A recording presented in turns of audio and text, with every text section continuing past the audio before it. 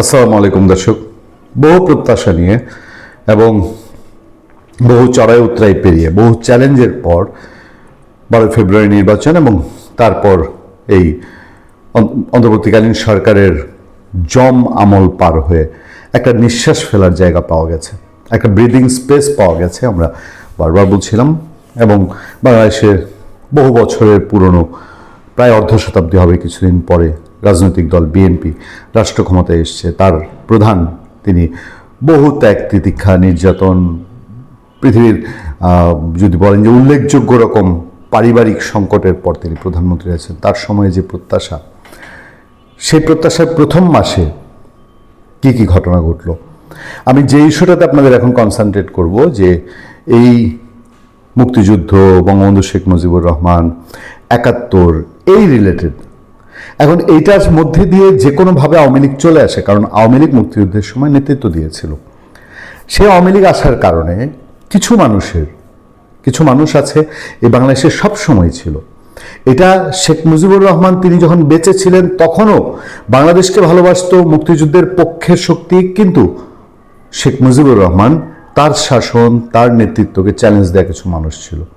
কিন্তু সেই মানুষগুলো কখনোই তার 7ই মার্চের ভাষণের বিরোধিতা করতো না, সেই মানুষগুলো কখনোই তার মুক্তিযুদ্ধের নেতৃত্বের বিরোধিতা করতো না, সেই মানুষগুলো কখনোই মুক্তিযুদ্ধে তার অবদান অস্বীকার করতো না। কিন্তু ভোটের কথা বলেন, রাজনৈতিক চরম সিচুয়েশন, বাংলাদেশের মুক্তিযুদ্ধের পক্ষে একটা শক্তি এমনও ছিল, 75-এর 15ই আগস্ট যারা ঘটনা ঘটিয়েছে, সেই মুক্তিযুদ্ধের পক্ষেরই একটা শক্তি এরকম একটা ঘটনা ঘটানোর জন্য প্রস্তুত ছিল। যেহেতু মেজর ডালিম, রশিদ এরা ঘটনা ঘটিয়ে ফেলেছে, সেই মুক্তিযুদ্ধের পক্ষের লোকজনগুলোই পরে বঙ্গবন্ধু শেখ মুজিবুর রহমানের এত বিরোধিতাকারী হয়েছিল যে তারা কট্টর বঙ্গবন্ধু বিরোধী, শেখ মুজিব বিরোধী হয়েছিল। কিন্তু সেই লোকগুলো 7ই মার্চ নিয়ে কখনো কথা তোলে না। আজকে ঢাকা শহরে যা হয়েছে, ধরেন 7ই মার্চে পান্থপথে একদল লোক মিছিল করছে, আমরা বাস্তবতার খাতিরে ধরে নিলাম যে আওয়ামী লীগ যেহেতু বাংলাদেশে এখনও নিষিদ্ধ, বিএনপি গভর্নমেন্টের সময়ও নিষিদ্ধ সংগঠনের মিছিল করা যায় না। কয়েকজনকে ধরে, 5-6 জনকে ধরে তাদেরকে সন্ত্রাস দমন আইনে জেলে দেওয়া হয়েছে। যদিও এই সন্ত্রাস দমন আইন নিয়ে বিএনপির বহু সমালোচনা আছে, কিন্তু এরপরে ঢাকা বিশ্ববিদ্যালয়ের যে ঘটনা, এই ঘটনা যে কাউকেই এটা প্রশ্নবিদ্ধ করতে পারে যে ইউনূস আমল তো আমরা তাই দেখেছি।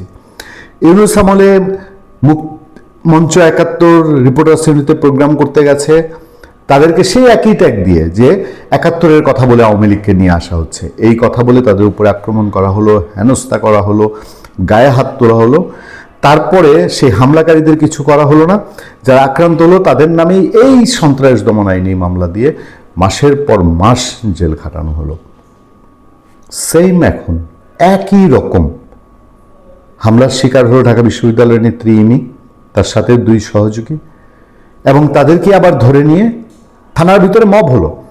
যদিও স্বরাষ্ট্রমন্ত্রী বলছেন যে এটা মব না, এটা এই ঘটনার পরে আরও ঘটনা ঘটেছে, যেটা আমরা বলেছি যে পাভেল নামে যে ছেলেটিকে ঢাকা বিশ্ববিদ্যালয়ের সেহেরির টেবিল থেকে তুলে এনে এই ছাত্রলীগ, আওয়ামী লীগ, ফেসিবাদ এই ট্যাগ দিয়ে পিটিয়ে আবার থানার সামনে ফেলে যাওয়া হলো। এসব ঘটনা স্বরাষ্ট্রমন্ত্রী বলছেন এটা মব না। স্বরাষ্ট্রমন্ত্রী বারবার বলছেন, আমি আজ যখন আলোচনা করছি সেদিনও তিনি কক্সবাজারে বলছেন বাংলাদেশে মবের অস্তিত্ব থাকবে না। কিন্তু আমরা শাহবাগের এই ঘটনায় থানার ভেতরে ঢুকে এই ইমি, সে তো কারো গায়ে হাত তুলেনি, তার উপরে আক্রমণ করা হয়েছে, তাকে হেনস্থা করা হয়েছে, তার সহযোগীদের হেনস্থা করেছে, মাইক ভেঙে ফেলা হয়েছে। কয়েকজন লোক, এরা ছাত্রলীগ না, এরা বামপন্থী সংগঠনের রাজনীতিবিদ, এরা কোনোদিন ছাত্রলীগের মিছিলও করে নাই, তাদের উপরে আওয়ামী লীগ ট্যাগ দিয়ে যে হামলাটা করা হলো এবং থানার উপরে করা হলো, এটাকে আপনি কি দিয়ে ব্যাখ্যা করবেন? জুলকারনাইন শাহের সাংবাদিক, তিনি স্পষ্ট কথা বলেন। অনেক সময় আওয়ামী লীগ সরকারের সময় আওয়ামী লীগ সরকারের বিরাগভাজন ছিলেন, কারণ অনেক সত্য তথ্য, দুর্নীতি, অনিয়ম, সন্ত্রাসের অনেক দুর্নীতি তথ্য তুলেছেন। জুলকারনাইন শাহের লিখেছেন, 7ই মার্চের ভাষণ প্রচার বা সম্প্রচার কি বাংলাদেশে নিষিদ্ধ? যদি সেটা না হয় তাহলে এই 3 জনকে জামিন কেন দেওয়া হবে না? এ ধরনের অন্যায় নিপীড়ন অবশ্যই বন্ধ হতে হবে। আমি জানি না বাংলাদেশের প্রধানমন্ত্রী তারেক রহমান, তার ইমেজ, শুরুতেই তার ইমেজ এবং তার অবস্থান, তিনি কি এই আওয়াজগুলো শুনবেন কিনা, এই কথাগুলো শুনবেন কিনা, যে এগুলো করা ঠিক হবে না বাংলাদেশে এগুলো করাটা আমাদের ইউনূস আমলকে মনে করিয়ে দেয়। আমরা 7ই মার্চের পরে ইমির ঘটনা 8 তারিখ গিয়ে 9 তারিখে যা জানছি সেটা হলো বঙ্গবন্ধু শেখ মুজিবুর রহমানের 7ই মার্চের ভাষণ বাজিয়ে গ্রেফতার স্লোগান 71-এর সাবেক সাধারণ সম্পাদক শেখ তাসনিম আফরোজ ইমি সহ 3 জনের জামিন আবেদন নাকচ করে দিয়েছেন আদালত। সোমবার ঢাকা মেট্রোপলিটন ম্যাজিস্ট্রেট দিদারুল আলম শুনানি নিয়ে জামিন আবেদন নামঞ্জুর করেন। কত বড় সন্ত্রাসী তারা! সন্ত্রাসী শিকার তো আমরা দেখলাম তারা হলো। অপর 2 আসামি হলেন ঢাকা বিশ্ববিদ্যালয়ের শহীদুল্লাহ হল ছাত্রলীগের সাবেক কর্মসংস্থান সম্পাদক মোহাম্মদ আসিফ আহমেদ সৈকত ও সার্জেন্ট জহুরুল হল ছাত্রলীগের সাবেক সহ সম্পাদক আবদুল্লাহ আল মামুন। ইমির পক্ষে অ্যাডভোকেট মনির হোসেন, সৈকতের পক্ষে তরিকুল ইসলাম ও আবদুল্লাহ আল মামুনের পক্ষে গোলাম রব্বানী জামিন চেয়ে শুনানি করেছেন। শুনানি শেষে আদালত জামিন আবেদন নামঞ্জুর করেন বলে জানিয়েছেন আবদুল্লাহ আল মামুনের আইনজীবী গোলাম রব্বানী। 7 মার্চ বিকালে রাজধানীর চাংখারপুল মোড়ে বঙ্গবন্ধুর ভাষণ বাজাতে গিয়ে 2 জন আটক হন। তাদের মধ্যে আসিফ আহমেদ ঢাকা বিশ্ববিদ্যালয়ে 18-19 শিক্ষাবর্ষের পদার্থবিজ্ঞান বিভাগের শিক্ষার্থী ছিলেন, অন্যজন মাইক অপারেটর। ওই 2 জনকে আটকের প্রতিবাদে রিকশার মাইকে বঙ্গবন্ধুর ভাষণ বাজানোর কর্মসূচি দিয়েছিলেন ইমি সহ কয়েকজন।